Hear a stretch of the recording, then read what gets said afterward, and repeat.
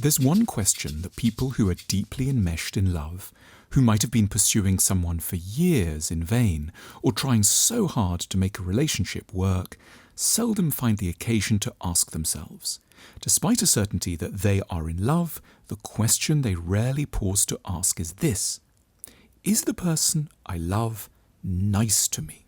A lot of other things seem not to be in any doubt, that the person's amazing, that their name makes them jump, but what remains astonishingly unexplored is something more banal.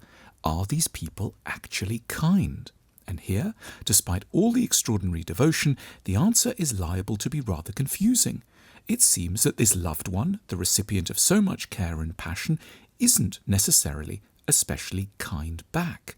They may be grumpy, unfaithful, they might not have been in touch for months, they may take ages to reply to a text message. This brings us to the ostensible paradox. Why on earth does this flawed and cruel being elicit such care? And the answer is sad.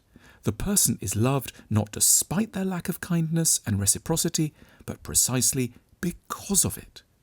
Why do some of us end up associating the word love with a lack of calm, an absence of generosity, and what's more, not even notice that we do so? The answer, as ever, lies in the difficulties of the past. There is a whole category of us who faced the following dilemma in childhood. Firstly, we had parents who should have loved us, and secondly, they didn't. And so we dealt with a lack of affection from people who should have adored us by creating an association between love and absence, love and suffering, love and never knowing where one stands, love and hoping in vain for a better outcome. We learnt to blame ourselves for others' disregard of us. We learnt to be endlessly patient. We learnt not to name hardness of heart.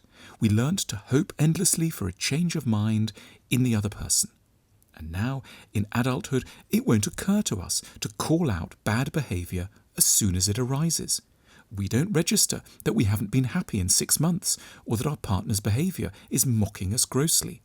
Our response to someone ignoring us is to beg.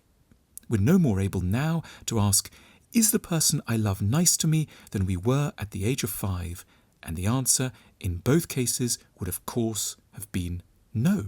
What we should do instead needs, for some of us, to be stated very bluntly. However beautiful someone may be, however charming they might have been at the start, the only and truly the only basis on which we should be with anyone is if they are kind to us. Otherwise, what we have on our hands is not a loved one, not someone who deserves our care, but simply someone who mirrors old wounds. If they aren't sure they can commit, we shouldn't be there. If they'd rather spend time with their friends than with us, we shouldn't be there. If they see us as an open wound and suggest we are too much, we shouldn't be there. Let's state this as a very basic mantra.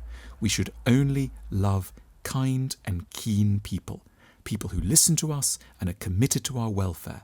Anyone else is not a candidate for love. They are a residue of trauma.